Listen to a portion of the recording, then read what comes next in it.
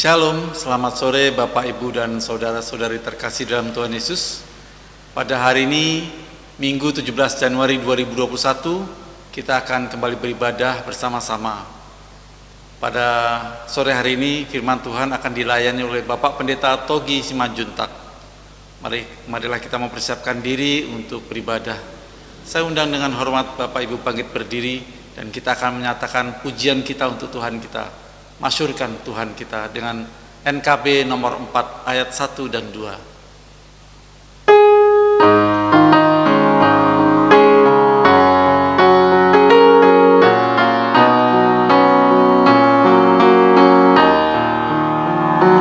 Nyanyikanlah dengan syukur, angkat lagu yang merdu, serta bersorak-sorailah bagi Tuhan Allahmu, Sang Raja semesta.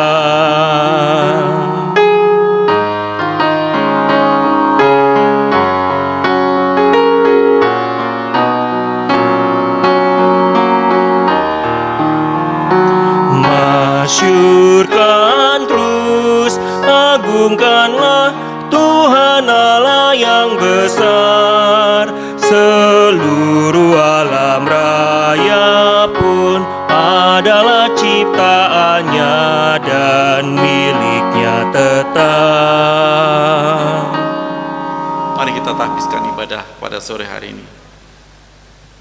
Pertolongan kita adalah dalam nama Tuhan yang menjadikan langit dan bumi. Kasih karunia Allah di dalam Kristus Yesus menyertai kita umat di tempat ini. Amin. Amin.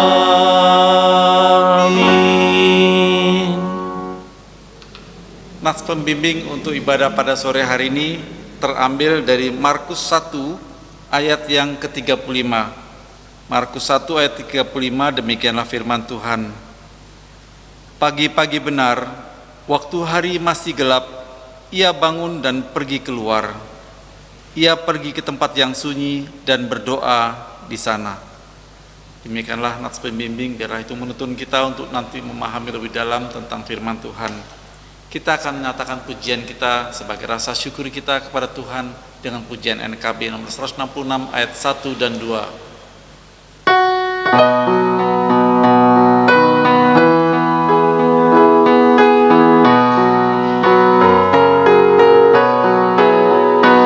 Hai jiwa yang penuh sesal, mengapa engkau berkeluh? Sebuah rumah yang kekal telah menanti datangmu. Tenang dan teguhkan hatimu, tenang dan teguhkan hatimu, tenang, tenang, teguhkan hatimu.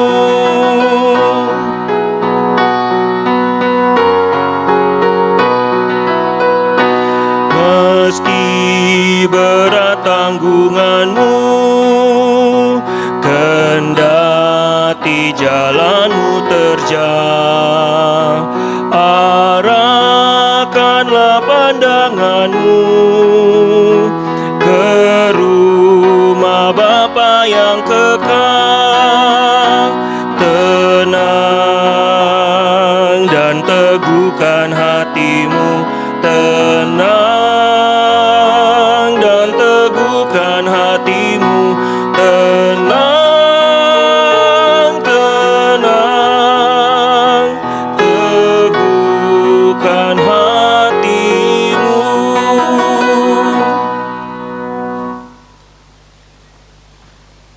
Kita akan masuk dalam pengakuan dosa. Kita tahu bahwa di sepanjang minggu yang lalu, sebagai manusia tentu kita tidak sempurna dalam mengiring Tuhan. Masih ada kelemahan, kekurangan yang kita lakukan. Kita belum sepenuhnya hidup sesuai dengan firman Allah. Kita juga belum sepenuhnya memberikan waktu yang terbaik untuk Tuhan kita. marilah kita mengaku segala salah dan dosa kita di hadapan Tuhan. Kita berdoa sejenak masing-masing 1 menit dan saya akan tutup dalam doa.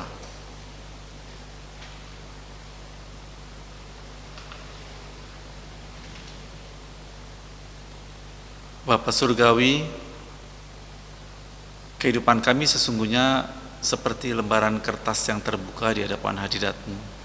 Karena Engkau Maha Tahu ketika kami berada dimanapun, ketika kami melakukan apapun, Engkau Maha Tahu.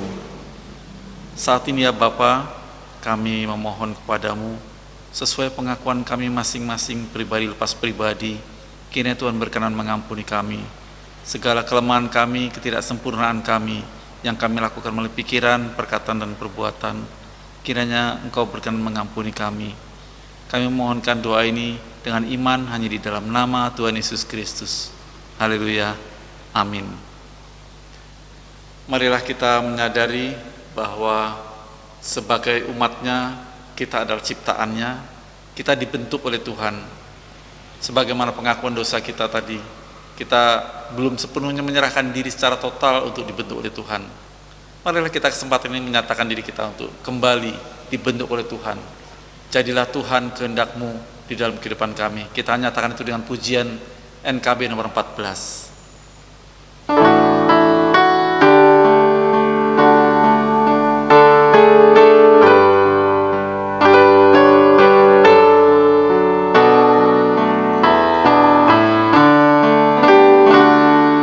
Jadilah Tuhan kehendak-Mu, Kaulah penjunan ku tanahnya. Bentuklah aku sesuka-Mu, kan ku nantikan dan berserah.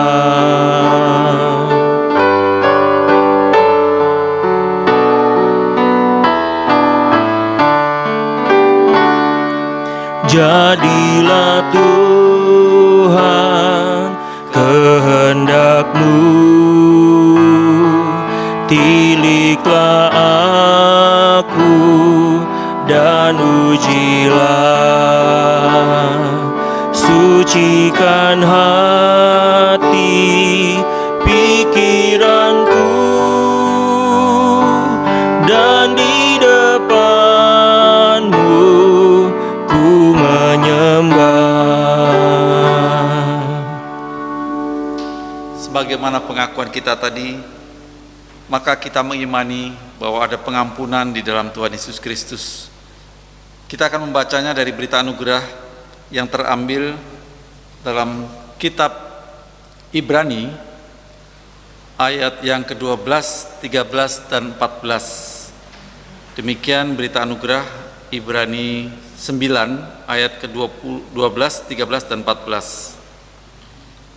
Dan ia telah masuk satu kali untuk selama-lamanya ke dalam tempat yang kudus, bukan dengan membawa darah domba jantan dan darah anak lembu, tetapi dengan membawa darahnya sendiri.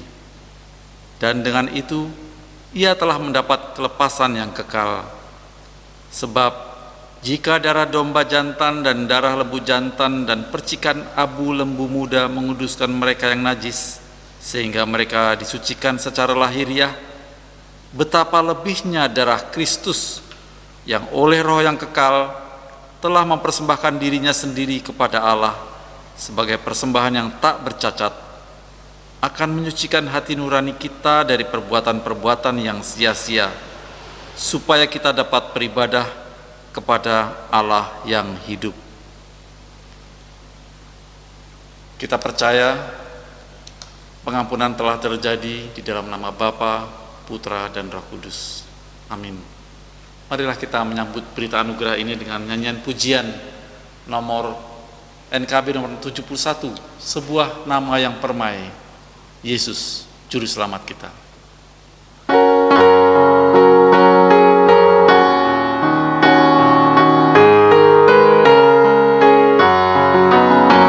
Sebuah nama yang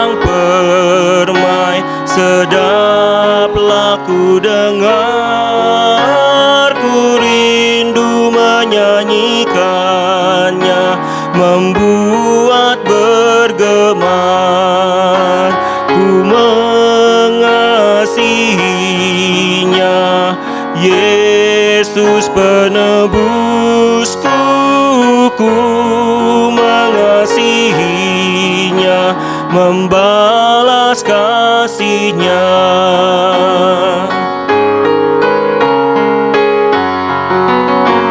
Terungkap dalam namanya hal kasih penebus, dihapus dosa manusia dengan darah kudus.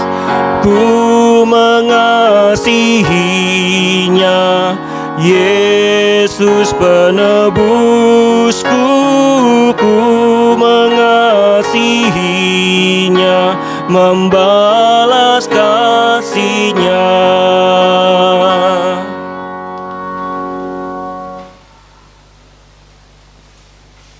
Kita akan mendengarkan petunjuk hidup baru yang terambil dalam kitab Efesus 5 ayat 1 sampai yang ke-4. Efesus 5 ayat 1 sampai 4 sebagai petunjuk hidup baru.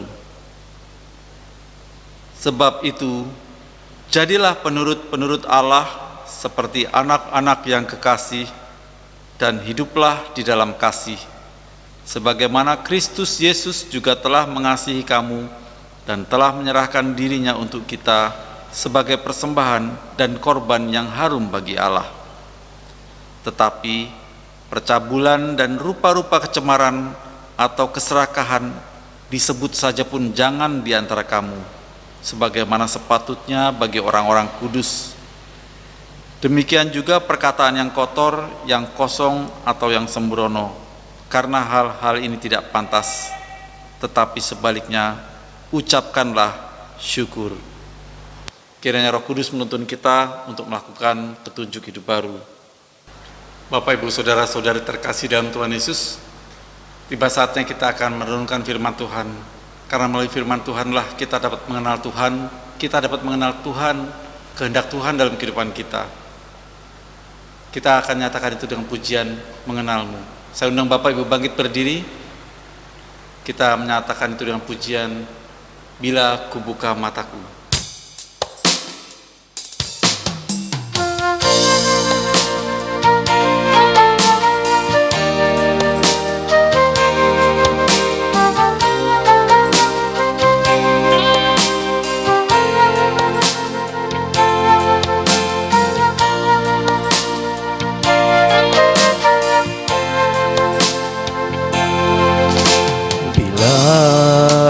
Ku buka mataku dan lihat wajahmu,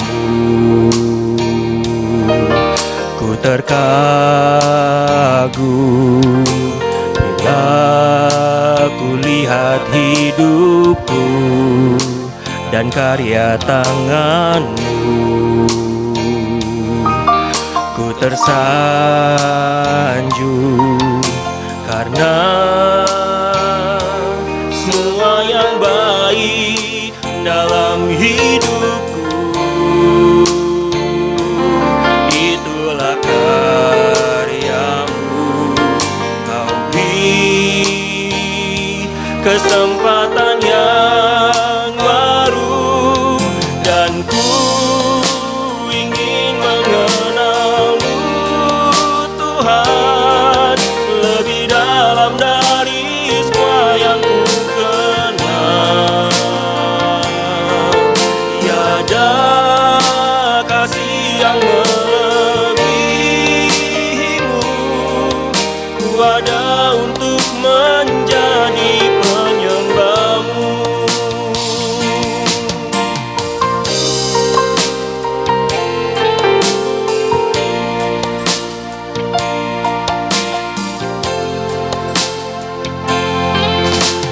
Bila ku buka mataku dan lihat wajahmu, ku terkagum bila ku lihat hidupku dan karya tanganmu. tersanjung karena semua yang baik dalam hidupku itulah karyamu. Kau beri kesempatan yang baru dan ku ingin mengenalmu Tuhan lebih dalam dari semua yang ku kenal. Tiada kasih yang melebihimu, ku ada untuk menjadi penyembahmu. Dan ku ingin menyembahmu Tuhan lebih dalam dari semua yang ku kenal. Tiada kasih yang melebihimu, ku ada untuk menjadi penyembahmu. Ku ada untuk menjadi penyembahmu.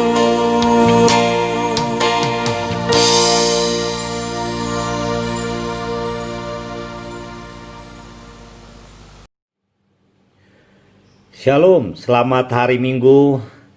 Saya ucapkan untuk jemaat Gereja Pauk Tomang, kiranya kasih setia Tuhan Yesus menyertai kita semuanya, khususnya di dalam menghadapi masalah pandemi COVID-19 yang saat ini masih terus berlangsung.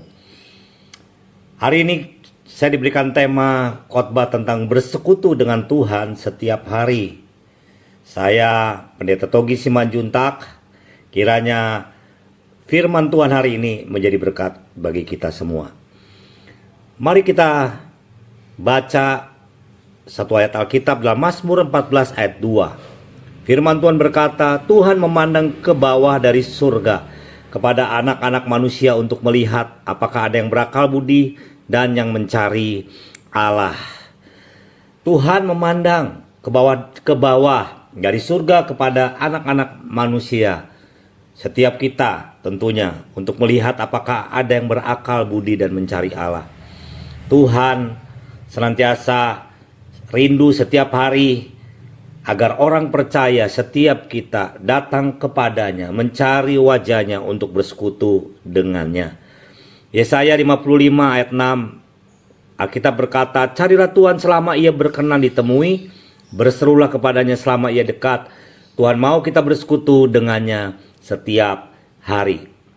Persekutuan berbicara tentang bergaul atau membina hubungan atau berkomunikasi. Nuh di dalam Alkitab dikatakan bahwa dia bergaul dengan Allah. Terjemahan bahasa Inggrisnya, kata bergaul ini dikatakan walk with God, berjalan bersama Allah, dalam Kejadian 6 ayat 9. Nuh, orang yang setiap hari bersekutu, berjalan dengan Allah, walk with God. Bagaimana wujud kita bisa mengasihi Allah? Tuhan Yesus berkata dalam Matius 22 ayat 37 sampai 38, bahwa hukum yang terutama dan yang pertama adalah kasihlah Tuhan Allahmu dengan segenap hatimu dan dengan segenap jiwamu dan dengan segenap akal budimu. Bersekutu dengan Allah tentunya lewat doa adalah wujud kasih kita kepada Allah. Orang yang punya hubungan persekutuan yang baik dengan Allah, tentunya setiap hari dia pasti akan berdoa dengan Allah. Ketika kita berdoa, ada 4 kebenaran yang kita lakukan. Yang pertama, Matius 14 ayat 22 sampai 23. Ketika Yesus berjalan di atas air, judul perikopnya. Waktu itu Yesus baru siap mengajar kepada 5.000 orang pengikutnya, belum lagi termasuk keluarga mereka. Yesus mengajar di atas bukit, kemudian Yesus melakukan mujizat 5 roti 2 ikan dibagikan kepada ribuan orang, sisanya 12 bakul. Yesus siap melayani, dia tidak langsung tidur, dia tidak langsung beristirahat. Tapi Matius 14 ayat 22 sampai 23 berkata, sesudah itu Yesus segera memerintahkan murid-muridnya naik ke perahu dan mendahuluinya ke seberang. Sementara itu ia menyuruh orang banyak pulang. Dan setelah orang banyak itu disuruhnya pulang, Yesus naik ke atas bukit untuk berdoa seorang diri. Ketika hari sudah malam, ia sendirian di situ. Ketika Yesus siap melayani malam harinya, dia mencari tempat yang sunyi untuk berdoa seorang diri. Yesus menyediakan setiap hari untuk bersekutu dengan Allah lewat doa. Daniel 6 ayat 11 sampai 12. Ketika Daniel diperhadapkan kepada hukuman dimasukkan ke gua singa karena dia tidak mau menuruti peraturan yang diperbuat oleh raja karena hasutan para penasihat raja, Daniel tetap berdoa kepada Allah dan Daniel pun akhirnya dimasukkan ke gua singa. Ketika Daniel mau ditangkap, firman Tuhan berkata, Daniel 6 ayat 11 sampai 12, demi didengar Daniel bahwa surat perintah itu telah dibuat, pergilah ia ke rumahnya. Dalam kamar atasnya ada tingkap-tingkap yang terbuka ke arah Yerusalem. 3 kali sehari ia berlutut berdoa serta memuji Allahnya seperti yang biasa dilakukannya. Lalu orang-orang itu bergegas masuk dan mendapati Daniel sedang berdoa dan bermohon kepada Allahnya. Ketika para prajurit mau menangkap Daniel, Daniel didapati sedang berdoa. Alkitab berkata doa itu biasa dilakukan, bahkan setiap hari 3 kali Daniel berdoa. Doa adalah wujud kasih kita kepada Allah. Dan ketika kita berdoa, kita bersekutu dengan Allah. Hari ini mari kita setiap hari kita berdoa untuk bersekutu dengan Allah, sehingga kita dekat dengan Allah, sehingga lewat doa itu kita juga mengasihi Allah. Yang kedua, ketika kita berdoa, kita meminta penyertaan Allah atas hidup kita. Dalam Markus 1 ayat 35 sampai 38, setiap hari Yesus diperhadapkan kepada orang-orang yang mencari kesalahan dia untuk dihukum. Yesus diperhadapkan kepada omongannya, perkataannya, keputusannya harus benar. Karena kalau tidak, orang menyorot dia. Orang sekali lagi mencari-cari kesalahan dia. Yesus ingin agar setiap hari ucapan, tindakannya, keputusan yang ambil selalu penuh dengan kemenangan, selalu menyenangkan hati Allah. Itu sebabnya dia senantiasa berdoa kepada Allah untuk minta penyertaan Allah atas hidupnya. Dalam Markus 1 ayat 35 sampai 38, firman Tuhan berkata, pagi-pagi benar waktu hari masih gelap, ia bangun dan pergi keluar. Ia pergi ke tempat yang sunyi dan berdoa di sana. Tetapi Simon dan kawan-kawannya menyusul dia. Waktu menemukan dia, mereka berkata, semua orang mencari engkau. Jawabnya, marilah kita pergi ke tempat lain, ke kota-kota yang berdekatan, supaya di sana juga aku memberitakan Injil, karena untuk itu aku telah datang. Sebelum Yesus melayani Tuhan, memberitakan Injil, dia terlebih dahulu berdoa.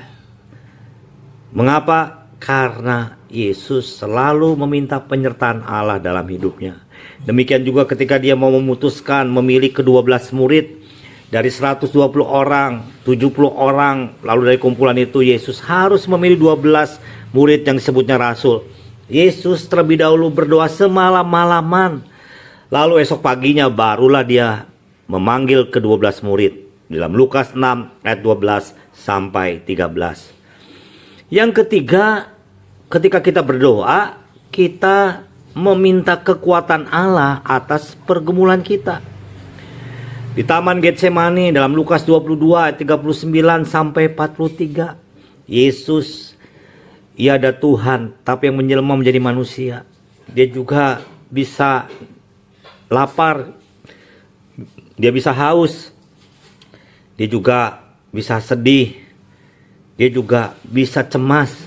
Karena sebagai manusia itu lumrah. Ketika di Taman Getsemani, Yesus tahu sebentar lagi dia akan disalibkan, dia akan disiksa, dia akan dianiaya, bahkan dia akan dihianati oleh murid-muridnya. Firman Tuhan berkata dalam Lukas 22 ayat 39 sampai 43. Lalu pergilah Yesus keluar kota, dan sebagaimana ia biasa menuju Bukit Zaitun, murid-muridnya juga mengikuti dia. Setelah tiba di tempat itu, ia berkata kepada mereka, "Berdoalah supaya kamu jangan jatuh ke dalam pencobaan." Kemudian ia menjauhkan diri dari mereka, kira-kira sepelempar batu jaraknya. Lalu ia berlutut dan berdoa, katanya, "Ya Bapakku, jikalau kau mau, ambillah cawan ini daripada aku. Tetapi bukanlah kehendakku, melainkan kehendak-mu yang terjadi." Maka sekarang malaikat dari langit menampakkan diri kepadanya untuk memberi kekuatan kepadanya. Ia sangat ketakutan dan makin bersungguh-sungguh berdoa. Peluhnya menjadi seperti titik-titik darah yang bertetesan ke tanah. Lalu ia bangkit dari doanya dan kembali kepada murid-muridnya. Tetapi ia mendapati mereka sedang tidur karena duka cita. Katanya kepada mereka, "Mengapa kamu tidur? Bangunlah dan berdoalah supaya kamu jangan jatuh ke dalam pencobaan." Di Taman Getsemani, Yesus bergumul. Bahkan Alkitab berkata, peluhnya menjadi seperti titik-titik darah yang bertetesan ke tanah. Yesus sebenarnya, dia tahu dia manusia, dia tidak kuat. Tapi dia berkata, "Ya Allah, bukanlah kehendakku, melainkan kehendak-mu lah yang terjadi." Yesus mengingatkan pada murid-muridnya yang tidur. Yesus berkata, "Tidak sanggupkah engkau berjaga-jaga 1 jam saja?" Ketika Yesus berdoa, kekuatan datang dari Allah. Malaikat Tuhan menampakkan diri kepadanya untuk memberikan kekuatan kepada Yesus. Ingatlah, tidak ada karya yang besar di Golgota melalui penyalipan Kristus yang menyelamatkan kita, kalau tidak ada karya yang besar di Taman Getsemani. Yesus bergumul dalam doa-doanya. Itu sebabnya dia kuat. Di Taman Getsemani, dia menang atas pergumulannya. Dia bangkit dan menyongsong bukit Golgota dengan tegar. Dan akhirnya dia berkata, "Bapa, kuserahkan nyawaku kepadamu." Hari ini kita mendapat keselamatan yang mulia dari Kristus, karena Kristus menang lewat doa-doanya. Apapun pergumulan kita hari ini, kita bergumul lewat doa kepada Bapa di surga. Dan yang terakhir, yang keempat, ketika kita berdoa, kita sedang bersyafaat kepada Tuhan. Dalam Kisah Para Rasul 12, Petrus sebagai murid Yesus yang banyak memberitakan Injil dengan kuasa dan tanda yang heran, dengan mujizat yang besar, dan keberanian yang besar, kemanapun dia pergi menginjil. Dia ditangkap, dia dipenjara, dikawal oleh prajurit, kemudian kedua tangannya dirantai. Tapi dalam Kisah Para Rasul 12 ayat 5, firman Tuhan berkata, "Demikianlah Petrus ditahan dalam penjara, tetapi jemaat dengan tekun mendoakannya kepada Allah." Jemaat bersyafaat sungguh-sungguh pada Allah agar Allah membebaskan Petrus. Ayat 7, tiba-tiba berdirilah seorang malaikat Tuhan dengan dekat Petrus, dan cahaya bersinar dalam ruang itu. Malaikat itu menepuk Petrus untuk membangunkannya. Katanya, "Bangunlah segera." Maka gugurlah rantai itu dari tangan Petrus. Lalu kata malaikat itu kepadanya, "Ikatlah pinggangmu dan kenakanlah sepatumu." Dia pun berbuat demikian. Lalu malaikat itu berkata kepadanya, "Kenakanlah jubahmu itu dan ikutlah aku." Lalu ia mengikuti malaikat itu keluar, dan ia tidak tahu bahwa apa yang dilakukan malaikat itu sungguh-sungguh terjadi. Sangkanya ia melihat suatu penglihatan. Setelah mereka melalui tempat kawal pertama dan tempat kawal kedua, sampailah mereka ke pintu gerbang besi yang menuju ke kota. Pintu itu terbuka dengan sendirinya bagi mereka sesudah tiba di luar. Mereka berjalan sampai ke ujung jalan dan tiba-tiba malaikat itu meninggalkan dia. Dan setelah sadarkan dirinya, Petrus berkata, "Sekarang tahulah aku benar-benar bahwa Tuhan telah menyuruh malaikatnya dan menyelamatkan aku dari tangan Herodes dan dari segala sesuatu yang diharapkan orang Yahudi." Dan setelah berpikir sebentar, pergilah ia ke rumah Maria, ibu Yohanes yang disebut juga Markus. Di situ banyak orang berkumpul dan berdoa. Jemaat mendoakan Petrus. Mujizat terjadi. Petrus dilepaskan dari penjara. Allah mengutus malaikatnya. Hari ini mari kita bersekutu dengan Allah lewat syafaat kita. Naikkan syafaat kita untuk bangsa dan negara kita sehingga terbebas dari COVID-19, terbebas dari krisis ekonomi. Berdoa untuk keluarga kita yang lain, teman-teman, saudara kita, tetangga kita, mungkin mereka saat ini terkena COVID-19. Mari doakan mereka sehingga kesembuhan yang datang dari Tuhan Yesus menyembuhkan mereka. Hari ini banyak orang perlu mendapatkan damai sejahtera, kekuatan dari Roh Kudus menghadapi COVID-19. Ada yang kehilangan pekerjaan karena di PHK, ada gaji yang dipotong, ada bisnisnya yang turun, pendapatannya turun, bahkan bisnisnya tutup. Hari ini banyak orang yang mungkin sedang frustasi, khawatir, stres, kecewa. Doakan mereka sehingga Allah menjamah hati mereka, memberikan damai sejahtera di hati mereka, memulihkan hati mereka, dan Roh Kudus memberikan kekuatan kepada mereka.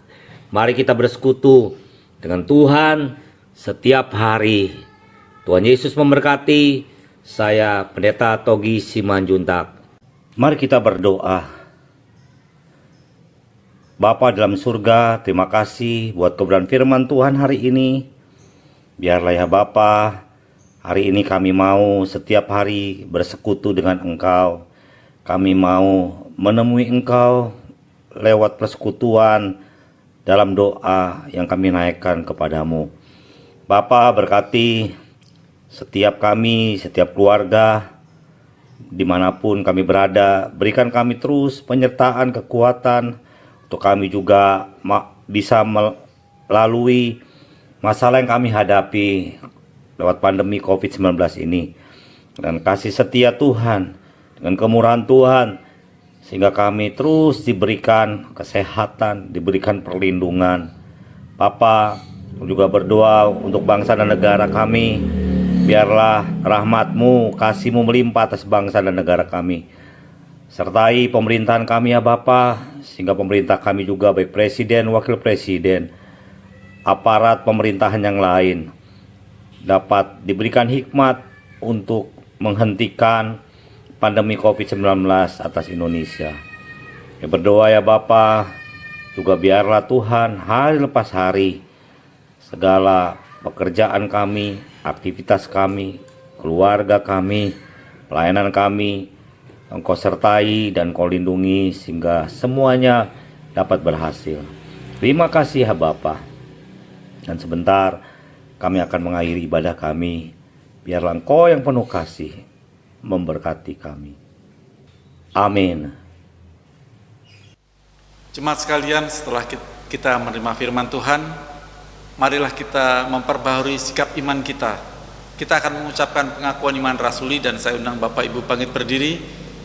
Bersama dengan jemaat di segala abad dan tempat kita mengucapkan demikian. Aku percaya kepada Allah, Bapa yang Maha Kuasa, Khalik langit dan bumi, dan kepada Yesus Kristus, anaknya yang tunggal Tuhan kita, yang dikandung dari Roh Kudus, lahir dari anak darah Maria, yang menderita sengsara di bawah pemerintahan Pontius Pilatus, disalibkan, mati dan dikuburkan, turun ke dalam kerajaan maut. Pada hari yang ketiga, bangkit pula dari antara orang mati, naik ke surga, duduk di sebelah kanan Allah, Bapa yang Maha Kuasa. Dan dari sana ia akan datang untuk menghakimi orang yang hidup dan yang mati.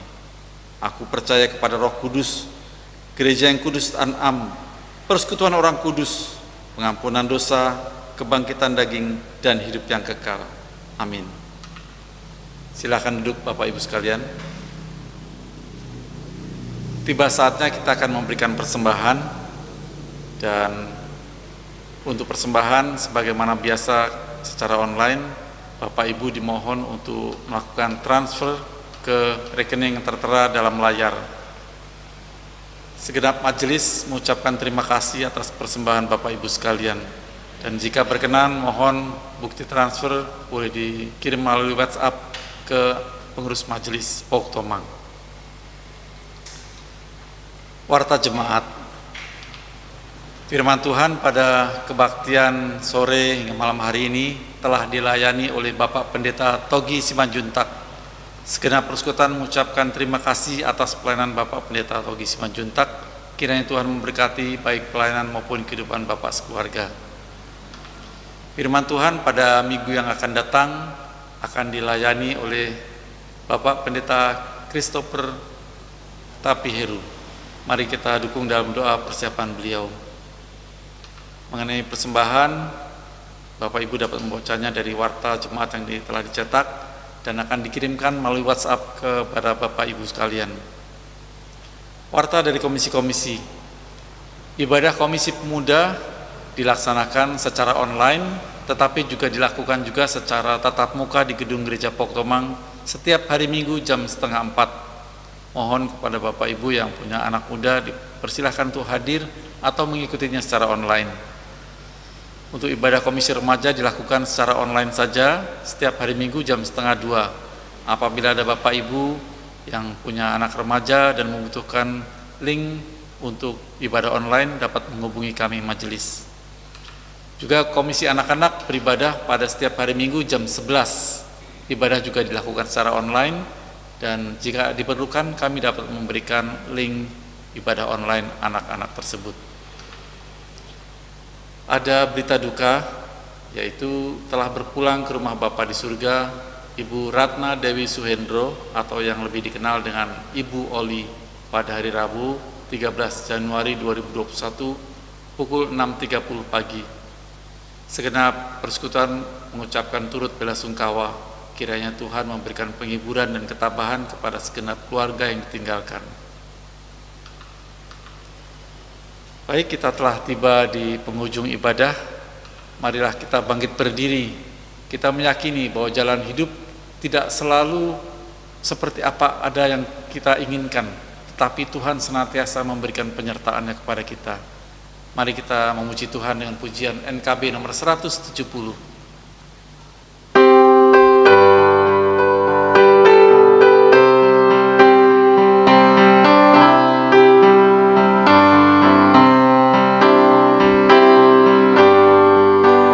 Jalan hidup tak selalu tanpa kabut yang pekat, namun kasih Tuhan nyata pada waktu yang tepat. Mungkin langit tak terlihat oleh awan yang tebal, di atasnya lah membusur pelangi kasih yang kekal. Habis hujan tampak pelangi, bagai janji yang teguh. Di balik duka menanti pelangi kasih Tuhanmu.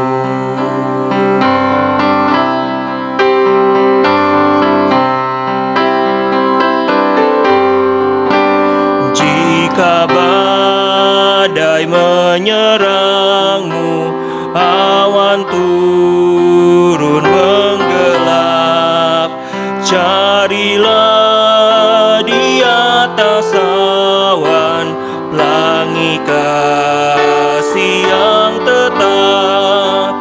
Lihatlah warna-warninya, lambang cinta yang besar. Tuhan sudah beri janjinya, jangan lagi kau gentar.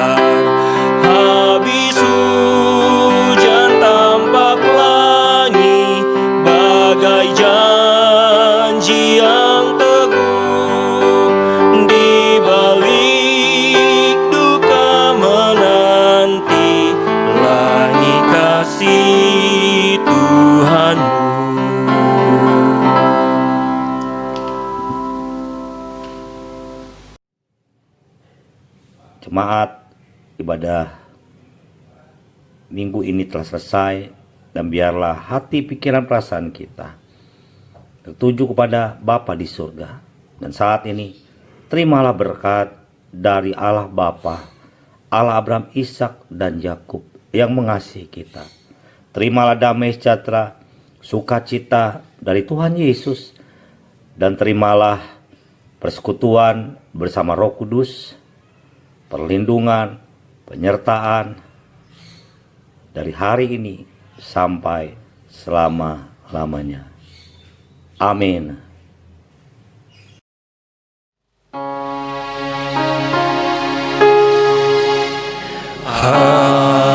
Haleluya, haleluya, haleluya, haleluya,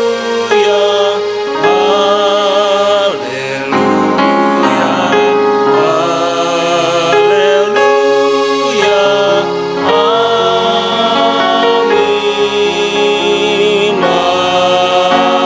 amin,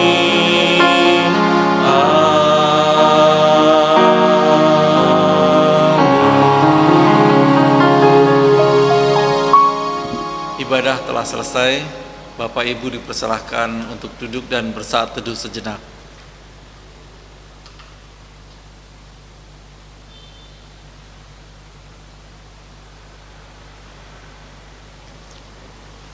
Selamat hari Minggu, Tuhan memberkati. Sampai jumpa dalam ibadah minggu yang akan datang.